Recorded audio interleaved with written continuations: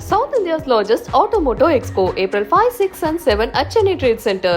உலகம் முழுவதும் ஈகை திருநாள் கொண்டாட்டம்.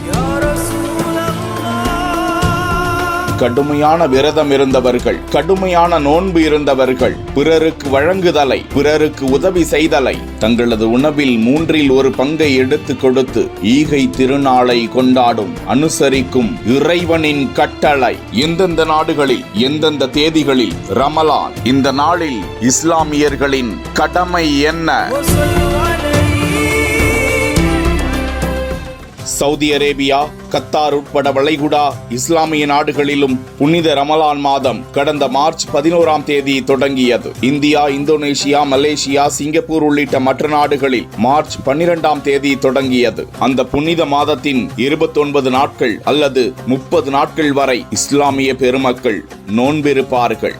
நோன்பு பெருநாள், ஈகை திருநாள், ஈதுல் ஃபித்ர் என்பது இஸ்லாமிய இருபெரும் திருநாட்களில் ஒன்று. இந்த மாதத்தில்தான் இஸ்லாமியர்களின் திருமறையான புனித குர்ஆன் பூமிக்கு மனிதனின் வழிகாட்டியாக இறங்கியதாக இஸ்லாமியர்கள் நம்புகிறார்கள். ரமலான் மாத தலைபிறை தென்பட்டதும் உலகத்தின் பல்வேறு பாகங்களில் வாழும் முஸ்லிம்களும் தற்போது ரமலான் பண்டிகையை கொண்டாட தொடங்கியுள்ளனர். குறிப்பாக இஸ்லாமியர்களுக்கு நோன்பு கடமையானது. புலனடக்கத்தையும் மனக்கட்டுப்பாட்டையும் உருவாக்கும் சிறந்த ஆன்மீக பயிற்சியாக இது பார்க்கப்படுகிறது. நோன்பின் அடிப்படை நோக்கம் வெறுமனே பசித்திருப்பதும் தகித்திருப்பது மட்டுமின்றி இந்த பயிற்சியின் மூலம் இறை அச்சத்தை தன்னில் வளர்த்துக் கொள்வதேயாகும் என்பதை அல் குர்ஆன் தெரிவிக்கிறது. 1 மாத காலமாக இறைவன் கட்டளைக்கு முற்றிலும் அடிபணிந்து பசித்திருந்தும் தகித்திருந்தும் புலன்களை கட்டுப்படுத்தியும் நோன்பு நோற்ற கோடிக்கணக்கான இஸ்லாமியர்கள் தங்களது கடமையை நிறைவேற்றிய மகிழ்ச்சியையும் களிப்பையும்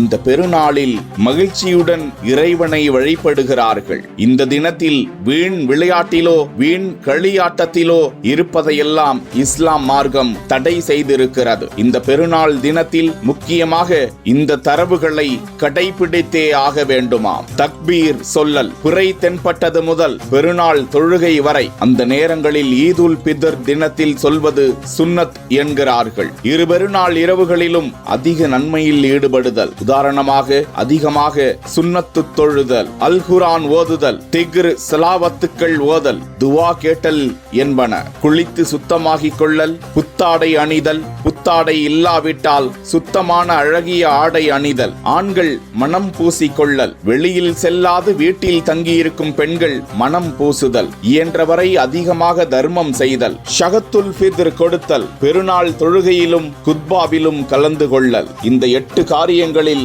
ஷஹத்துல் ஃபித்ர் கட்டாய கடமையாக அறிவிக்கப்பட்டிருக்கிறது. தாம் விரும்பி உண்ணும் உணவுப் பொருட்களையே பெருநாள் ஃபித்ரா தர்மமாக கொடுக்க வேண்டுமே அன்றி நாம் பிரியப்படாததை விரும்பாததை அளவுக்கு அதிகமாக கொடுத்தாலும் நாடிய நன்மை கிடைக்காது என திருக்குர்ஆன் கூறுகிறதாம். ஃபித்ரா தர்மத்தை தனது பொறுப்பில் உட்பட்டவர்களான தாய், தந்தை, பாட்டன், பாட்டி, மகன், பேரன், மனைவி ஆகியோருக்கு கொடுக்க முடியாது. இவர் சொந்த பொறுப்பில் இருப்பதால் அவர்களுக்காகவும் நாம் ஃபித்ரா தர வேண்டும். மற்ற உறவினர்களில் ஏழை எளியவர்கள் இருந்தால் அவர்களுக்கு முதலிடம் அளித்து ஃபித்ரா கொடுக்க வேண்டும் என இஸ்லாம் கூறுகிறது. வெளியூர்களில் இருக்கும் ஏழை எளியவருக்கு ஓரிரு நாட்கள் முன்பாகவே ஈகை கொடையை அனுப்புவதை இஸ்லாம் அனுமதிக்கிறது. நபி தோழர் இப்னு உமர் ரலியல்லாஹு அன்ஹு தனது ஃபித்ரா தர்மத்தை பெருநாளைக்கு முன்பே அனுப்பி வைத்த நிகழ்ச்சி அபுதாபியில் இடம்பெற்றுள்ளது. இவ்விதம் ஃபித்ரா தர்மத்தை கொண்டு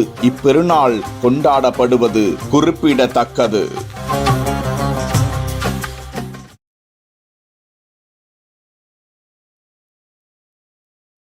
South India's largest Automoto Expo, April 5, 6 and 7 at Chennai Trade Center.